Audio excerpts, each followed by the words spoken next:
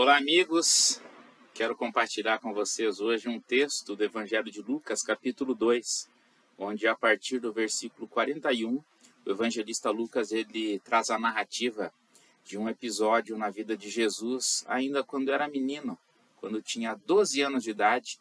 Jesus vai com seus pais até a cidade de Jerusalém e lá ele começa a ter uma conversa com os doutores, com os rabinos, os especialistas, as pessoas que sabiam muito a respeito de religiosidade.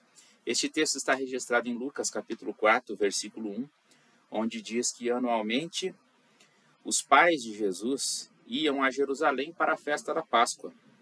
Quando Jesus atingiu os 12 anos, subiram a Jerusalém segundo o costume da festa, e terminados os dias da festa, ao regressarem, permaneceu o menino Jesus em Jerusalém, sem que os seus pais soubessem. E pensando, porém, estar ele entre os companheiros de viagem, foram um caminho de um dia, e então passaram a procurá-lo entre os parentes e os conhecidos, e não o tendo encontrado, voltaram a Jerusalém à sua procura. 3 dias depois, acharam Jesus no templo, assentado no meio dos doutores, ouvindo-os e interrogando-os. E todos os que ouviam muito se admiravam da sua inteligência e das suas respostas. Logo que seus pais o viram, ficaram maravilhados, e a sua mãe lhe disse: Filho, por que fizeste isto conosco? Teu pai e eu estamos aflitos à tua procura. Estamos procurando você. E Jesus lhes respondeu: Por que me procurais? Não sabíeis que eu cumpria estar na casa de meu pai? E então a Bíblia diz que eles não compreenderam, porém, as palavras que Jesus lhe dissera. E Jesus então desceu com seus pais para Nazaré e era-lhe submisso. Sua mãe, porém, guardava todas estas coisas no coração. E crescia Jesus em sabedoria, estatura e graça diante de Deus e diante dos homens. Nós estamos aqui diante de um dos textos mais singulares de todo o Novo Testamento. E um texto que nos faz levantar diversas perguntas. Uma delas é a respeito da forma pela qual José e Maria cuidavam de Jesus.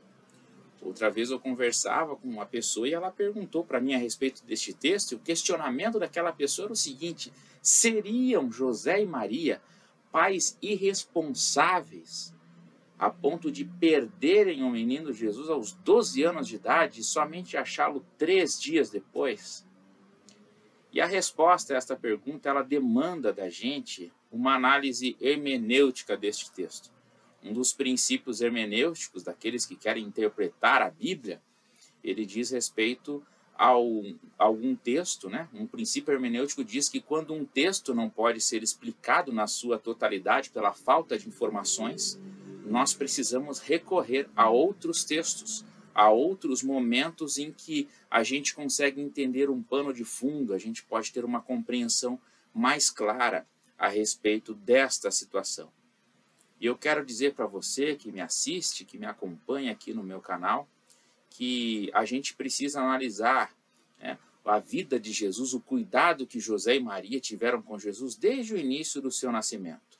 Não dá para a gente analisar apenas um episódio específico que está narrado aqui no texto de Lucas capítulo 2. Quando a gente pega Jesus desde o nascimento, por exemplo, a gente vai observar que Jesus nasceu lá em Belém da Judéia, na terra de Davi, onde Davi havia nascido. Então José e Maria, eles passam a educar Jesus a partir do seu nascimento. E eles passam a educar Jesus da melhor maneira possível. Os estudiosos, né, os exegetas, os intérpretes da Bíblia vão nos explicar que aos 8 dias de idade, Jesus foi levado para ser circuncidado, como mandava a lei judaica. Era uma orientação a todos aqueles que vinham ali da linhagem dos filhos de Abraão, né, todos os meninos que nascessem da linhagem de Abraão deveriam ser circuncidados. A circuncisão era o corte, né, da pelezinha externa, aqui da pontinha, né, do pênis do menino. Então os judeus fazem isso até os dias de hoje, os islâmicos também fazem isso, cerca de 1/3 da população mundial hoje faz isso. alguns por motivos de saúde, né, de higiene, outros por motivos religiosos. Jesus, ele recebeu esse cuidado dos seus pais. Aos 8 dias de idade, Jesus foi circuncidado. 40 dias depois do seu nascimento, Jesus foi levado até o templo, não para ser batizado, porque este não era o costume dos judeus na época, mas eles apresentavam os seus filhos, especialmente os filhos primogênitos, como era o caso de Jesus, apresentavam no templo para que ele fosse consagrado a Deus, para que tivesse a sua vida consagrada a Deus. Os pais de Jesus fizeram isso, consagraram Jesus aos 40 dias lá no templo. A Bíblia vai dizer para a gente que eles levaram, inclusive, como sacrifício, né, um par de pombos, né, de pombinhos, porque provavelmente eles não tinham dinheiro para levarem assim um cabritinho, uma ovelha, mas eles levaram um par de pombinhos para que fossem oferecidos aqueles pequenos animais em ação de graças pela vida de Jesus. Depois nós temos um intervalo que não é narrado na Bíblia. Nós não temos assim uma narrativa muito específica a respeito da infância de Jesus. A gente sabe do nascimento de Jesus, a gente sabe que aos 8 dias ele foi circuncidado, a gente sabe que aos 40 dias ele foi apresentado no templo, e depois tem assim um grande vácuo dos evangelistas que não narram a infância de Jesus, mas é bem provável que Jesus tenha retornado para Nazaré, a cidade onde foi criado, tenha vivido uma infância feliz, porque Nazaré era uma cidade pequena, longe da agitação das grandes cidades. Eu fico imaginando como Jesus pode ter vivido a sua infância numa cidade pequena, numa cidadezinha, um povoado do interior, talvez subindo nas oliveiras, nas palmeiras, correndo pelos riachos, mas o fato é que os evangelistas, eles são surpreendentemente silenciosos quanto ao desenvolvimento da infância de Jesus até este episódio aqui dos 12 anos de idade. E quando Jesus chega nos 12 anos de idade, para todos os meninos judeus, os 12 anos não representava já o início da vida adulta, mas o abandono das meninices, das criancices. É por isso que o apóstolo Paulo, em certa ocasião, diz que ele largou as coisas de menino e agora, né, ele começa a investir, né, numa maturidade. Então, os meninos judeus, quando chegavam aos 12 anos, os meninos, né, do sexo masculino, eles eram levados, por exemplo, à sinagoga, onde eles aprendiam a fazer as leituras em público, eles podiam orar já nas sinagogas. É por isso que Jesus é levado também ao templo. E no templo ele começa a desenvolver um diálogo com os doutores. Mas isto só acontece porque era costume dos pais de Jesus irem anualmente até a cidade de Jerusalém. O texto vai dizer para a gente que anualmente os pais de Jesus, eles subiam até Jerusalém. Subir até Jerusalém é um termo, né? Explicando assim que eles estavam saindo de uma cidadezinha para ir para a cidade grande, mas de fato geograficamente eles estavam descendo, porque Jerusalém ficava abaixo de Nazaré. Então eles costumavam ir todos os anos em caravanas. As pessoas das cidadezinhas ao redor, elas desciam até Jerusalém, né? O texto diz que subiam porque é uma forma, né, de demonstrar ali que o ministério de Jesus começou num lugar e culmina lá em Jerusalém. Então eles foram até Jerusalém, provavelmente cantando em caravanas, na caravana da sua cidade, chegaram no templo, chegaram na festa da Páscoa, haviam diversas festas judaicas, e lá na festa da Páscoa eles participaram, muita gente na cidade de Jerusalém, e depois retornaram em caravana, muita gente cantando, né, voltando feliz da vida, e no finalzinho do dia, então José e Maria percebem que o menino Jesus não está com eles. Eles procuram o menino Jesus entre os integrantes da caravana, não encontram, e eles então decidem voltar no outro dia para a cidade de Jerusalém. E no terceiro dia, eles encontram Jesus entre os doutores, os mestres da lei. Não era incomum um menino de 12 anos estar ouvindo os mestres da lei. Não era incomum. O que era incomum era este menino estar respondendo às questões dos mestres da lei. Porque, via de regra, os meninos estavam lá para fazer perguntas e não para fornecer respostas.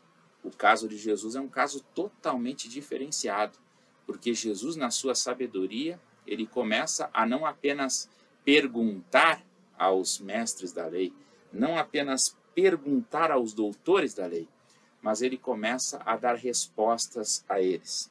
E a Bíblia vai dizer para a gente que todos os que ouviam o menino Jesus ficavam muito admirados da sua inteligência e das suas respostas.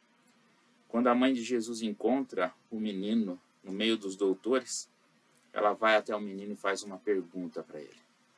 Maria olha para Jesus e diz: filho, por que você não nos avisou que você havia ficado? A gente estava aí, eu e José estávamos preocupados, né, atrás de você. Por que você não nos avisou que estava aqui? E o menino Jesus então respondeu: não sabíeis que eu estava cumprindo a missão da casa de meu pai? E então a Bíblia vai dizer para a gente que José e Maria não compreenderam as palavras de Jesus, mas a Bíblia vai dizer para a gente que Maria guardou no coração as palavras de Jesus. Mesmo não entendendo as palavras de Jesus, Maria guardou em seu coração as palavras de Jesus. Quando eu olho para este texto, eu percebo que, diferentemente de muitas pessoas que acham que José e Maria eram pais irresponsáveis, eu percebo que eles eram responsáveis sim, eles cuidaram de Jesus, educaram Jesus em todas as práticas que deveriam realizar, né? Eles fizeram todo o investimento possível na vida de Jesus, mas mesmo assim eles não entendiam tudo o que estava acontecendo à sua volta. Às vezes isso acontece com a gente também. Às vezes a gente faz uma pergunta para Jesus, assim como Maria fez a sua pergunta para Jesus. E Jesus nos responde e a gente não compreende. Me lembro de uma canção do Thales Roberto que diz que mesmo sem entender, eu confio no Senhor. Mesmo sem entender, eu confio em Ti. Mesmo que eu não compreenda o que está à minha volta, eu continuo confiando no Senhor. Foi exatamente isto que Maria fez. Mesmo sem compreender o que Jesus, o menino Jesus, estava falando para ela, ela guardou no seu coração as palavras de Jesus e seguiu a sua vida. Eu penso que um dos grandes desafios da vida é a gente aceitar as palavras de Jesus, mesmo sem compreender. Aceitar algumas coisas que Jesus ainda não explica para a gente detalhadamente, porque possivelmente no futuro ele vai nos explicar de uma forma mais contextualizada. Mais importante do que a gente entender as coisas de Jesus é a gente obedecer a Jesus. Mais importante do que a gente entender tudo que acontece à nossa volta é a gente continuar confiando em Jesus. Porque tudo que Jesus fala e tudo que Jesus faz certamente tem um motivo. Albert Einstein, o grande cientista, dizia que Deus não joga dados. E eu penso que Deus não joga dados também. Eu acho que Deus faz tudo com um propósito específico.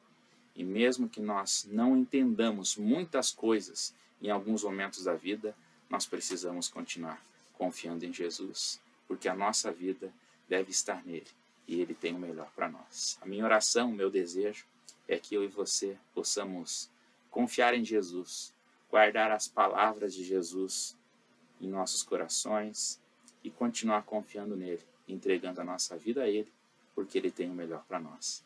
Que Jesus nos abençoe neste propósito. Até uma próxima oportunidade.